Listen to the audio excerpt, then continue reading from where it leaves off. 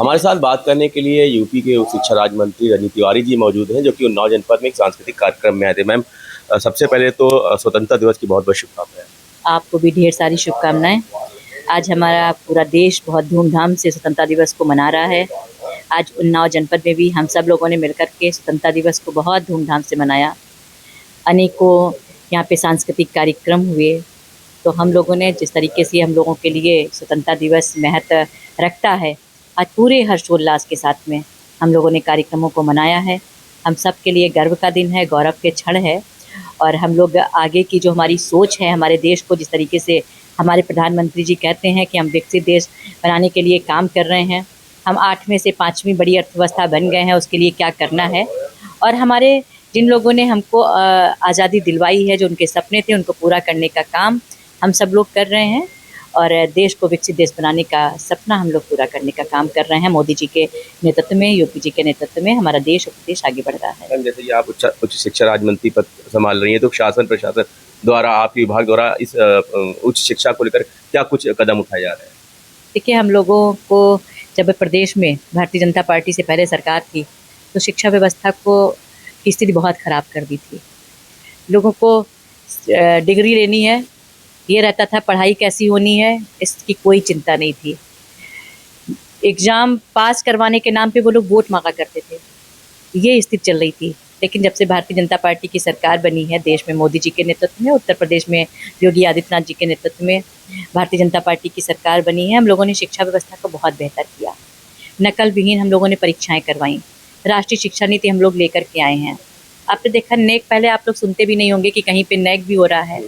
हम लोगों ने कई अपने राजकीय यूनिवर्सिटी जो हमारी हैं, कई हमारे प्राइवेट यूनिवर्सिटी हैं, उसमें हम लोग नेक लेकर के आए हैं। पहले पता ही नहीं चलता था कि कहाँ पर नेक है। तो हम लोग शिक्षा की गुणवत्ता को भी अच्छा करने का काम कर रहे हैं और नकल विहीन परीक्षा करवाने के लिए भी हम लोग काम कर रहे हैं। छात्रों के हित के लिए जो भी कुछ है वो सारी व्यवस्थाएं देने का हम लोग काम कर रहे हैं। जिस तरह से आजमगढ़ के एक निजी स्कूल में एक छात्रा द्वारा मोबाइल के कुछ मामले में उसने सुसाइड कर लिया था, काफ़ी कुछ उसमें बवाल भी हुआ, और कहीं ना कहीं प्राइवेट स्कूलों ने एक तरह से हड़ताल भी कर दी, क्या कुछ करना चाहेंगे? उस पर जांच चल रही है, जांच का विषय है। जिस तरह से बात करें कि आप महिला हैं, और जिस तरह राहुल गांधी पर एक आरोप लगाया गया है कि उन्होंने कहीं ना कहीं कथित तौर पे जो संसद में फ्लाइंग किस का मामला आया है, क्या कुछ कहना चाहेंगे?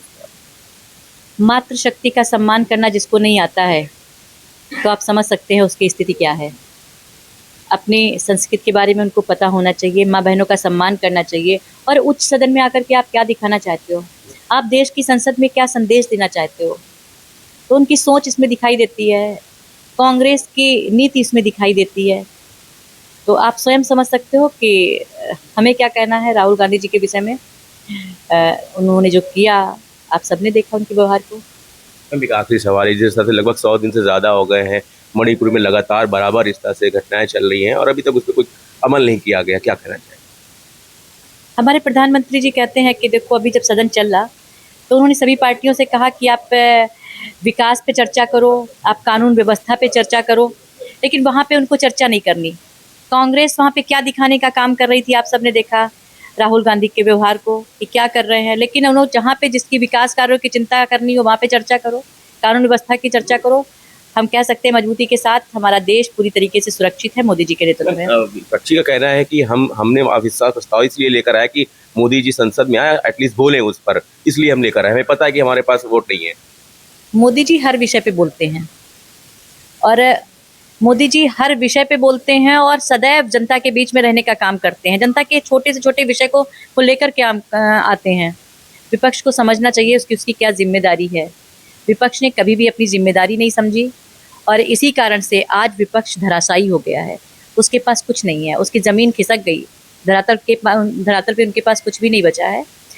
तो आज हमारा देश मोदी जी के हाथों में सुरक्षित है। 2024 से चुनाव का लगभग आगाज शुरू हो चुका है, क्या लगता है इस बार बीजेपी किस तरह से काम करने वाली है? हमने पहले भी आपको बताया कि हम लोग चुनाव के लिए काम नहीं करते, हम लोग वोट के लिए काम नहीं करते। हमारे लिए देश प्रथम है, देश की सेवा हम लोग करते हैं, सेवा भाव से हम लोग काम करते हैं और वही करते करते चुनाव आता है, जनता के बीच में हम लोग जाते हैं। इस बार भी जैसे पहले जनता हमारे साथ में थी, इस बार उससे ज़्यादा बढ़कर के सीटें हमारे पास आएंगी। मैम, लास्ट में देशवासियों को आप स्वतंत्रता दिवस की शुभकामनाएं दे दें। आज हमारे लिए बहुत ही गौरव का दिन है। आज हम लोग आज़ादी का 77वां स्वतंत्र दिवस मना रहे हैं। देश और प्रदेश की जनता को ढेर सारी शुभकामनाएं मैं देती हूँ। बहुत बहुत शुक्रिया। ये थी उत्तर प्रदेश सरकार में हुई राज्य शिक्षा मंत्री रजनी तिवारी जी, जिन्होंने अपनी बात पूरी तरह से रखी है और जिस तरह से उन्होंने कहा है कि भारतीय जनता पार्टी काम करती है, वोट के लिए काम नहीं करती है और आने वाले समय पर फिर से वो क्लीन स्वीप करती हुई दिखाई देगी। वीडियो जर्नलिस्ट शाहबाज मलिक के साथ सलमान शफीक, मुंसिफ टीवी, उन्नाव।